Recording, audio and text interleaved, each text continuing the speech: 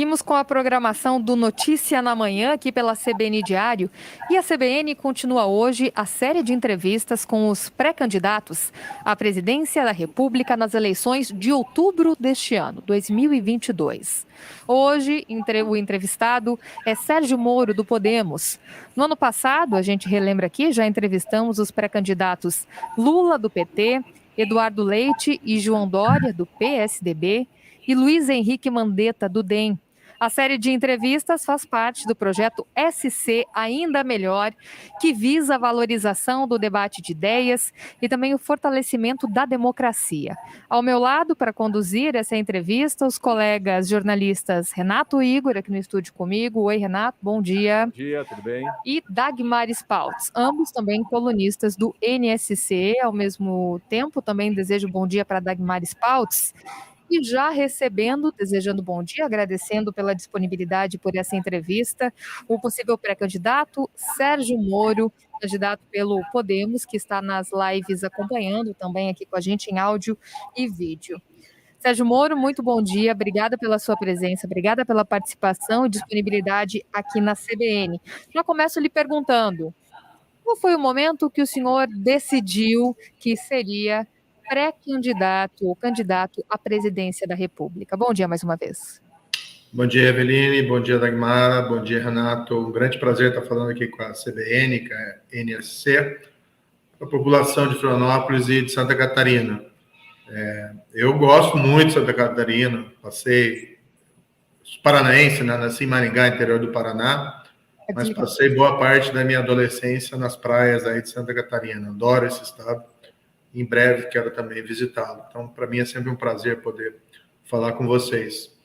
Olha, depois que eu deixei o Ministério da Justiça, eu fui trabalhar, recebi um convite para trabalhar no exterior, inclusive, não enriqueci na minha vida pública, nem como juiz, nem como ministro, precisava sustentar minha família. Recebi um convite, achei que seria uma boa experiência profissional, de crescimento, e fiquei observando o que acontecia no Brasil nesses últimos 2 anos. E vi com muita tristeza a pandemia provocando tantas vítimas, né? Mais de 600 mil vidas perdidas aqui no Brasil, e acompanhando também as dificuldades econômicas. Hoje a gente está num cenário de estagnação econômica, as pessoas estão perdendo as esperanças, o que é muito ruim para o Brasil. E quando conversava com as pessoas sobre 2022, que é um ano de eleições, parecia que não era aquele momento de esperança, de mudança, ou até de renovação na crença no atual governo, mas parece que o Brasil caminhava para um funeral, que o brasileiro ia escolher a cor do caixão, porque as pessoas desapontadas, desalentadas, insatisfeitas com a situação atual, mas também desesperadas porque algo muito ruim estaria querendo voltar. E aí eu resolvi colocar meu nome à disposição. Acho que a gente precisa ter um projeto diferente, um projeto que fale com as pessoas, que mostre, olha, a gente precisa construir aquele Brasil que a gente sempre ouviu falar desde a nossa infância, né? O Brasil, o país do futuro. A gente precisa começar a construir esse país, um país que seja de honestidade, de integridade e com mais justiça para todo mundo, em todos os aspectos, né, da vida social, do emprego, da renda, mas também da justiça. Então, coloquei meu nome à disposição e estou iniciando essa jornada. Só para destacar, inclusive, ao nosso ouvinte, assim que a gente começou essa entrevista, começou a contar o nosso reloginho também, como a gente fez nas outras entrevistas, vai durar 30 minutos, né? Então, período de 30 minutos para essa nossa conversa, entrevista com o ex-ministro Sérgio Moro. Renato Igor, por favor. Bom dia, ministro. Bom dia, Eve. Bom dia, Dagmar, a todos que nos acompanham nas múltiplas plataformas aqui na ANSC. Ministro, o senhor participou, né, como ministro, né, do governo Jair Bolsonaro, saiu de uma forma tensa, né, dá para se dizer assim, né, atribulada do governo, do jeito que foi. Eu queria saber do senhor o seguinte, né, nessa trajetória, né, o senhor colocando seu nome à disposição, à presidência, enfim, está no jogo, está na pista. O quanto que esse episódio atrapalha na campanha? E o senhor se arrepende? Porque se o senhor tivesse, digamos assim, acompanhando de camarote o cenário brasileiro, não seria bem mais fácil participar do processo eleitoral caso o senhor não tivesse entrado no governo Bolsonaro? Renato, eu nunca planejei vir para a política. Eu estava como juiz, tenho 22 anos de carreira como juiz, trabalhei em muitos casos, fora Lava Jato, as pessoas às vezes não conhecem. Eu até escrevi um livro recentemente, né, de fazer um merchandising aqui do livro, uma propaganda contra o sistema da corrupção, em que eu conto várias histórias do tempo da magistratura, processo caso Banestado, processo contra o Fernandinho Beiramar, contra grandes lideranças de tráfico de drogas e depois a Lava Jato, e meu período no Ministério da Justiça. Eu nunca tive esse plano. Acontece que em 2018 nós tínhamos um novo presidente eleito e, embora fosse uma pessoa um tanto quanto controvertida, havia uma esperança, né? Havia uma chance de dar certo. E eu recebi o convite de ingressar no governo e consolidar o combate à corrupção. Também diminuir a criminalidade violenta, melhorar a segurança pública. E nesses dois aspectos, até, eu creio que o meu período no Ministério foi bem sucedido. Nós vimos os indicadores criminais caírem e combatemos com bastante eficiência e efetividade o crime organizado, embora muito ainda a fazer. Mas o projeto de consolidar o combate à corrupção, né, isso, infelizmente, tenho que dizer isso, acho que as pessoas têm que falar a verdade. Os brasileiros merecem, no mínimo, a verdade. Tem muita gente mentindo. Infelizmente, o projeto de consolidação do combate à corrupção foi sabotado pelo próprio presidente, que tinha lá os problemas legais dele, tem os problemas da família, e não quis ver essa pauta avançar. E aí eu preferi sair. E eu, quando saí, né, foi tumultuado ali, concordo com você, Renato, mas assim, se a gente não começar a falar a verdade para as pessoas, se a gente não for transparente, e eu tenho essa história da minha carreira pública, sempre fui transparente, sempre falei a verdade. Se a gente não começar a agir dessa forma, a gente não muda esse país. Saí, sei que muita gente ficou desapontada comigo, eu queria continuar, porque em outras áreas nós estávamos conseguindo fazer um bom trabalho, tá? Mas o essencial é ser verdadeiro consigo mesmo. E eu tinha entrado, né, a minha promessa era consolidar o combate à corrupção. E a gente viu isso ser esvaziado nesse governo. Eu saí, né? Então nunca teve um cálculo eleitoral. Se fosse pensar em cálculo eleitoral, quem sabe eu tivesse ficado lá como ministro. Hoje seria ministro da Justiça.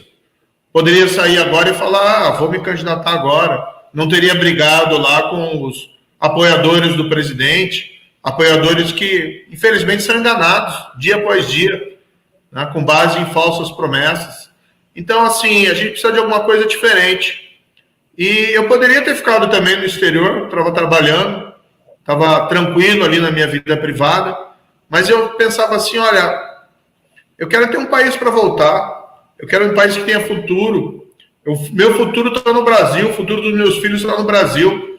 Como é que a gente vai aceitar a continuidade de um governo que não deu certo, que descumpriu essas promessas, ou a volta do ex-presidente Lula, um governo que é povoado por escândalos de corrupção, um governo que acabou em recessão também, em 2014 e 2016, governo do PT. Ou seja, a gente precisa de uma coisa diferente, entendeu? Então nunca foi para o cálculo eleitoral, nunca teve essa lógica. Se fosse, eu seria pensar muito adiante, entendeu? Eu sempre fui ali com o meu projeto, como juiz, era aplicar a lei, romper com aquela tradição de que rico e poderoso nunca vai para a prisão, nunca paga pelos seus crimes. A Lava Jato mudou isso. Quando eu fui para o governo, o que eu queria? Eu queria dar um salto, que a gente consolidasse isso. E teria dado certo se tivesse tido apoio do presidente. Não tive, prefiro sair, prefiro ser alvo de crítica do que ser cúmplice de coisa errada. Ex-ministro, bom dia, Dagmara. Eu queria perguntar para o senhor falou dessa questão do seu incômodo com relação ao combate à corrupção, mas desde o início do governo Bolsonaro há uma questão de enfraquecimento da democracia. Em nenhum momento isso incomodou o senhor? Isso não foi um motivo? O senhor não viu o enfraquecimento da democracia enquanto esteve dentro do governo Bolsonaro? Dagmara, quando eu aceitei o convite, muita gente chegou para mim e disse o seguinte, olha, que alívio que você aceitou, porque ainda tinha muita controvérsia em cima do presidente, tá? E muita gente me vinha ali como um anteparo ao Estado de Direito. A lei, que eu sou um juiz de formação, era um juiz, né, de formação legal, 22 anos. Numa democracia, você precisa ter lei. A essência, parte da democracia envolve aquilo que a gente chama império da lei, governo de leis e não governo de homens. Então, você precisa ter esse tipo de comprometimento. E muita gente me viu com alívio. Teve até uma declaração pública do ministro Fux, presidente do Supremo hoje, dizendo que via com satisfação a minha ida ao governo, que eu seria uma garantia nesse sentido. Foi a mesma coisa que me colocou o Paulo Guedes. Alguns senadores me colocaram isso. E eu fui permanecendo no governo, Dagmara, principalmente ali na parte final, exatamente porque eu queria preservar uma instituição importante, que é a Polícia Federal.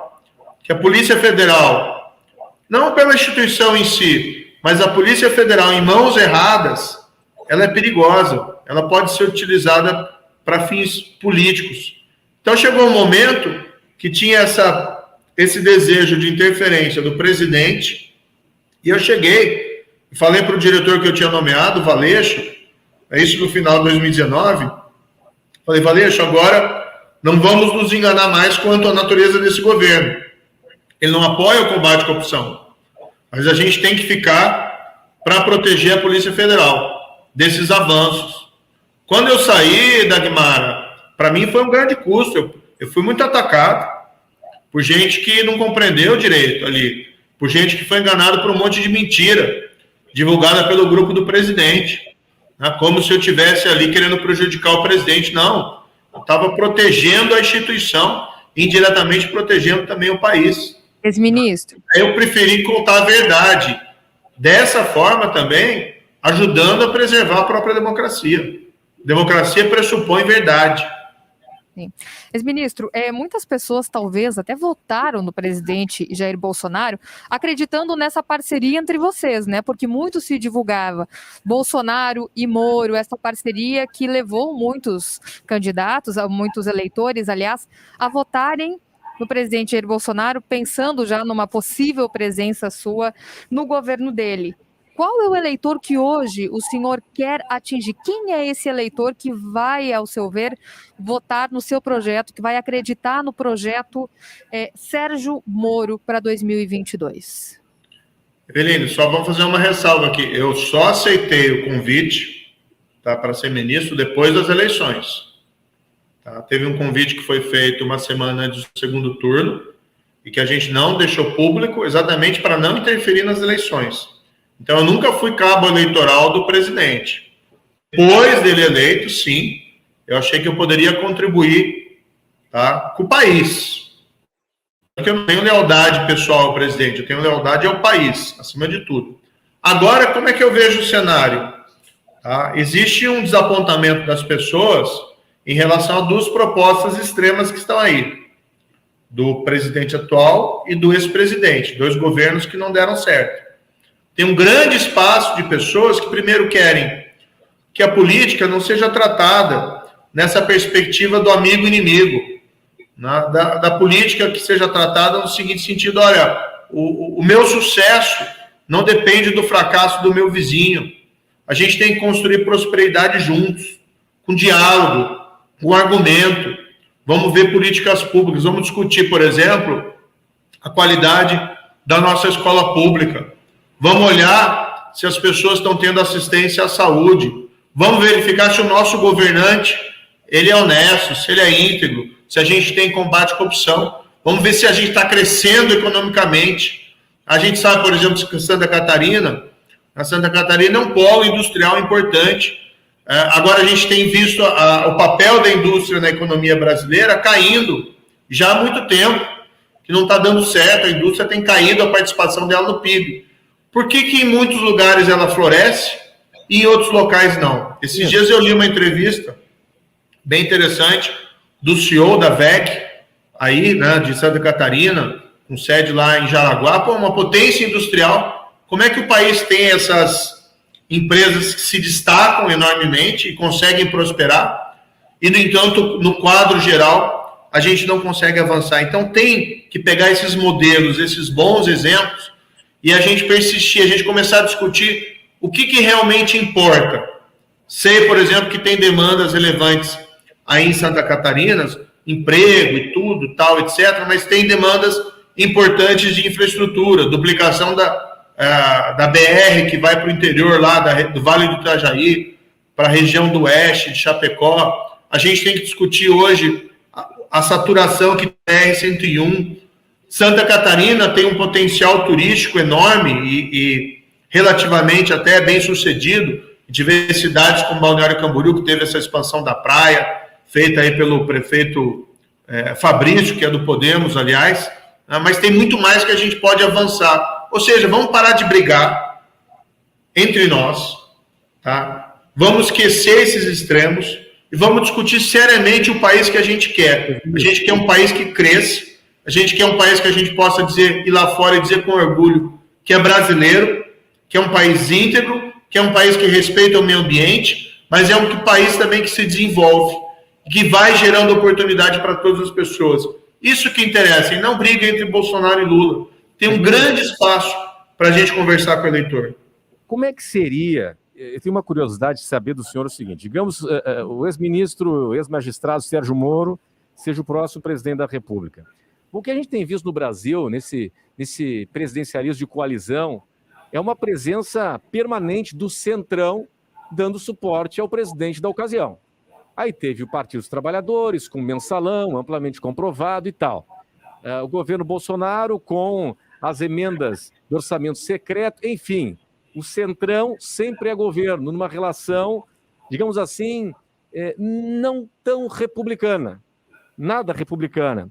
Como seria Sérgio Moro, que tem um perfil, tem uma formação de magistrado decide. Magistrado não é de negociar, né? Magistrado decide, toma decisão. Como é que seria o ministro Sérgio Moro, então, no caso, presidente da República, para conversar com os caciques partidários, quando a gente sabe que com a porta fechada, tá, mas o que eu ganho nessa? Como é que seria isso? Teria jogo de cintura? Olha, tem muita gente boa na política, tá? A gente não pode partir do pressuposto de que você não pode ter honestidade e integridade na política. O que eu acho aqui, Renato, bastante sinceramente, é que a gente teve lideranças, tá, não muito honestas, e isso acaba gerando um ambiente institucional cada vez mais deteriorado. As pessoas respondem a incentivos. Se os incentivos são ruins, a tendência é piorar. Há quanto tempo a gente vê pessoas com um passado, vamos dizer assim, questionável, ou com problemas na justiça, obtendo posições de liderança no governo, no Congresso, e aí realmente não dá certo. O que você tem que fazer? Política, sim, a arte do diálogo, tá? Mas você precisa ter um projeto, você precisa ter uma aliança eleitoral, ainda em 2022, em cima de um projeto muito claro do que você pretende fazer. Então, a gente precisa fazer, por exemplo, reforma tributária. Tá? Esse cipoal de imposto, que ninguém consegue entender, que as empresas têm que gastar muito mais do que os seus equivalentes no estrangeiro, com contador, com confusão de legislação, com demanda. Isso tira a nossa produtividade e nossa competitividade. Tem que fazer reforma tributária, tem que fazer reforma administrativa. A gente tem que começar a cortar os privilégios da classe política. Algo que eu tenho dito, olha, compromisso primeiro, um dos compromissos primeiro, acabar com a reeleição para presidente da República, acabar com o foro privilegiado. O foro privilegiado é algo que blinda a classe política, as autoridades, das suas responsabilidades. É aquilo que acaba nos perpetuando num ciclo vicioso. É tratar o político como alguém melhor que o cidadão. A gente precisa acabar com isso, a gente precisa ter uma nova visão. Então, sim, é possível negociar com princípios e valores, é possível dialogar com todo mundo. E eu, como ministro, dialoguei com todo mundo, mas eu nunca ultrapassei os limites da ética e da integridade. Então, isso tem que ser como pressuposto. Eu não estou colocando, tá, o meu nome à disposição como pré-candidato à presidência da República para repetir mensalão do governo do PT, que você mesmo disse aí, né? Um esquema de suborno de parlamentares, comprovado e reconhecido pelo Supremo Tribunal Federal. Eu não estou colocando o meu nome à disposição para repetir do governo atual esses esquemas de rachadinha, de ficar se apropriando de salário de subordinado, tá, como parlamentar, ou de desmantelar combate à corrupção, ou de ficar lidando com verba pública, com esse orçamento secreto, de forma pouco transparente. A gente precisa, as pessoas merecem um projeto melhor. Então, o pressuposto do projeto é projeto consistente para retomar o crescimento econômico, dar aquele grande salto que a gente precisa, com as reformas e pensando nas pessoas, erradicação da pobreza, educação pública, saúde, mas pressuposto disso tudo é a honestidade e a integridade. O combate à corrupção está no meu DNA. Não tem possibilidade de repetir esses erros. Erros não, né? Erros é uma forma meio leve de dizer. Não tem a possibilidade de repetir esses crimes no exercício do poder com o meu projeto. Ex-ministro, eu queria falar um pouco da Operação Lava Jato, né, que o senhor já citou, e falar sobre o lavajatismo, né, que acabou virando um substantivo, né, e também sinônimo de desrespeito a garantias fundamentais. E aí eu queria lembrar para o senhor, aqui em Santa Catarina a gente teve, né, um caso com desfecho trágico de uma operação, né, com a morte do reitor Cancellier, que foi considerada uma consequência desse modelo de atuação. Então, eu queria perguntar para o senhor se o senhor faz algum tipo de autocrítica quanto a esse modelo de condução dos trabalhos, no caso de uma operação contra a corrupção como essa.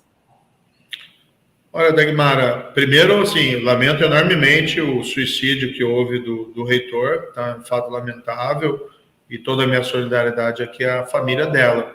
É uma operação que sequer está associada à Operação Lava Jato.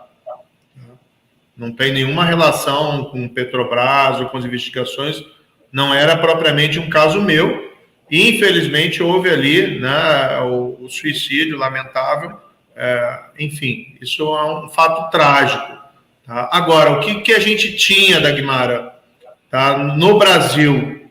Corrupção larga, desenfreada, enorme, a gente pensava que ela era grande, mas quando os fatos começaram a ser revelados, quando a gente teve lá a revelação de que a Petrobras estava sendo roubada por mais de 10 anos para enriquecer diretor da Petrobras, para enriquecer políticos que nomearam esses diretores lá com a função de arrecadar suborno, empreiteiras que burlavam as licitações da Petrobras, gerente da Petrobras com $100, e ninguém era punido. Ninguém era punido. Mas o senhor acredita que justifica esse modelo de atuação que atropela algumas garantias fundamentais, justifica para combater a corrupção?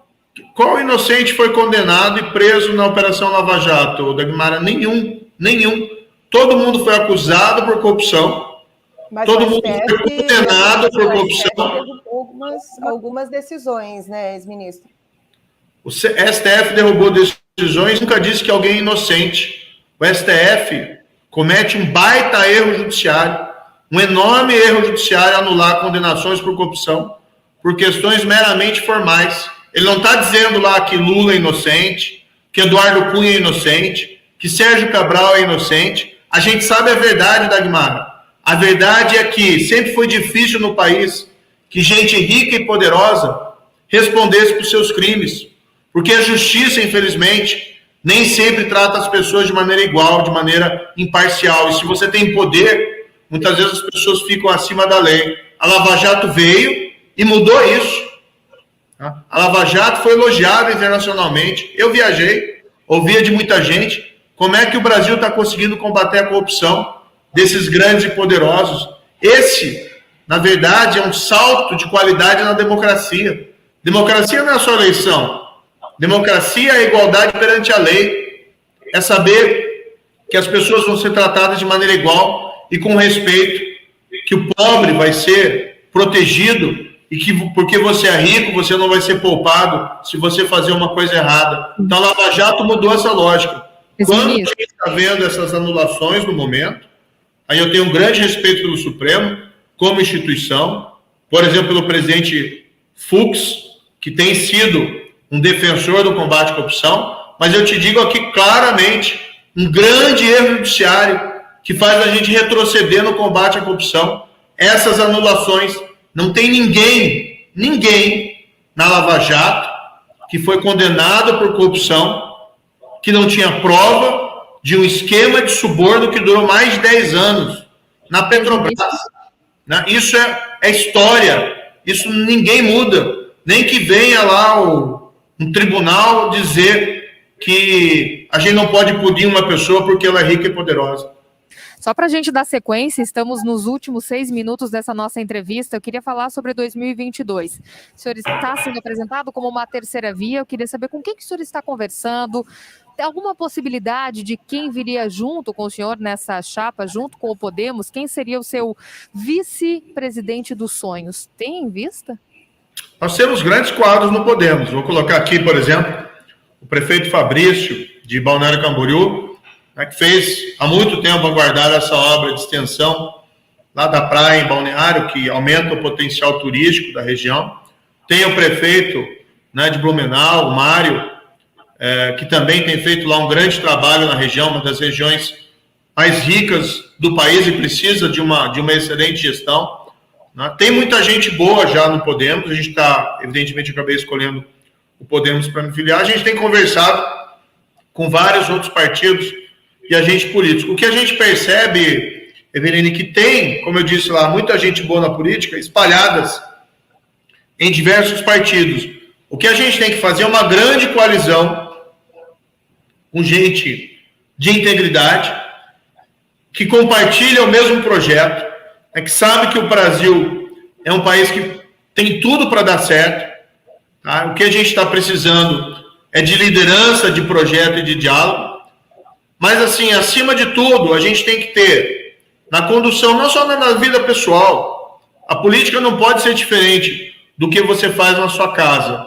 Né? Se você chega para o seu filho e diz lá, filho, roubar é errado, como é que você vai defender que alguém lá na política pode roubar e ficar impune? Como é que você pode votar em alguém que você sabe que cometeu crime, alguém que roubou? Então tem que ter uma ética, né? Tem que ter princípio e valores que são imutáveis, que você não pode ali mexer. Então a gente tem dialogado com muita gente para construir um projeto, tá? Que eu tenho dito, o nosso projeto tem que ser vigoroso. Agora, nosso projeto, diferentemente desses dois extremos, não vai ser agressivo. Eu, por exemplo, tenho dito muito claramente, eu não vou ofender jornalista, não vou ofender a imprensa, mesmo que a imprensa faça o seu papel me criticando. Isso faz parte do jogo democrático, não tem problema nenhum nisso. Mas não vou também fazer esse projeto ofendendo adversário, ofendendo as pessoas. A gente tem que ter uma política diferente. As pessoas merecem, no mínimo, respeito e verdade. Então, o nosso projeto é esse. Vai ter muito diálogo. A gente tem conversado com o Novo, a gente tem conversado com o União Brasil, a gente tem conversado com o PSDB, tem conversado com todo mundo que pode compartilhar esse projeto. Não tem condições, infelizmente, da gente trabalhar, né, com o projeto do Lula, porque, assim, primeiro pressupõe que eles têm que reconhecer a verdade, que a Petrobras foi saqueada no governo do PT. E depois você teve uma recessão. Muito difícil eu conversar com o presidente atual, porque o presidente atual nos trouxe uma situação econômica desastrosa, de estagnação econômica e desmantelamento do combate à corrupção. Então, se a gente não tem comunhão de projeto, se o país que a gente quer é diferente, bem diferente do país que o PT, que o país que o Bolsonaro quer, aí não tem como a gente se juntar, entendeu? Mas tem muita gente boa que quer um Brasil que prospere. Um Brasil, como a gente diz, o país do futuro que precisa chegar. Ex-ministro, bom, nós temos aí mais 2 minutos, né? E eu vou ser ousado aqui, tentar fazer uma espécie de ping-pong com o senhor nessa reta final. Em 2 minutos vou correr aqui. Porque a sociedade conhece muito o senhor com a bandeira de enfrentamento, combate à corrupção. Eu queria propor aqui algum ping-pong com alguns temas rápidos. A lógica no Brasil nos últimos anos foi de repressão a tráfico de drogas, não se entrou na pauta, não se avançou, algo que está ocorrendo aí pelo mundo afora, Europa, Estados Unidos, que é, por exemplo, a regulamentação de um uso controlado da maconha, por exemplo. Sua opinião é continuar do jeito que está ou ir para a regulamentação? Sou contra o uso de drogas, eu acho que é um grande risco para as famílias, crianças e adolescentes, e o meu passado de juiz revela um vigor bastante elevado contra o tráfico de drogas, especialmente grandes traficantes. Fernandinho Beiramar, líder de cartel de Juárez, PCC. Eu acho que o caminho das drogas ainda envolve a repressão e tratamento dos dependentes, né, das pessoas que infelizmente são vítimas desses traficantes inescrupulosos. Mais uma outra questão, rapidamente, mais um minuto aqui. Desigualdade social, uma tragédia brasileira. Alguma mudança com relação à tributação, o senhor defende? Cobrar? Primeiro ponto é voltar ao crescimento econômico, que a gente vai precisar controlar a inflação para poder diminuir os juros, para voltar aos investimentos, e a gente precisa fazer aquelas grandes reformas, entre elas a reforma tributária. A forma da gente, se a gente não fazer essa reforma tributária, a gente não consegue recuperar a nossa indústria. Paralelamente, esses programas de transferência de renda, Auxílio Brasil, Bolsa Família, isso precisa continuar, e a gente vai fazer, isso eu tenho dito, uma força-tarefa nacional de erradicação da pobreza. Para ir além desses programas de transferência de renda, identificando as causas da pobreza para os indivíduos e para comunidades específicas, para a gente trabalhar isso. No longo prazo, viu, Renato? Educação de qualidade, tanto privada como pública. Esse é o caminho que a gente consegue criar realmente um grande país. Muito bem, chegamos ao fim dos nossos 30 minutos aqui de entrevista com o ex-ministro, ex-juiz Sérgio Moro, aqui no Notícia na Manhã, pela CBN Diário de Santa Catarina. Ex-ministro, obrigada pela sua presença, participação e sempre disponibilidade conosco, e até uma próxima oportunidade. Boa terça-feira. Muito obrigado mais uma vez pela oportunidade. Como eu disse aqui, eu adoro Santa Catarina, passei boa parte da minha adolescência nas férias visitando as praias do local, né, o que revela um grande potencial turístico, traz pessoas do país inteiro. A gente tem que trazer mais turista internacional, acho que isso é relevante. Mas vou estar aí em março, fazendo visitas. Eu acho que Santa Catarina não merece ser chamada muitas vezes de terra do Bolsonaro. Acho que é muito melhor do que isso. Né? O fato do presidente tirar férias aí não significa que ele tem o apoio dos catarinenses. Vou estar aí para a gente conversar e dialogar. Ok, obrigada a você, Dagmara, um abraço, até a próxima. Renato Igor também segue à tarde aqui na programação da CBN Diário. Agora 10 horas e 36 minutos, a gente vai para o intervalo e na volta retornaremos às lives do Facebook e do YouTube diretamente da CBN Diário. Obrigada a você que nos acompanhou aqui pelas lives do Diário Catarinense e do NSC Total. Até mais. SC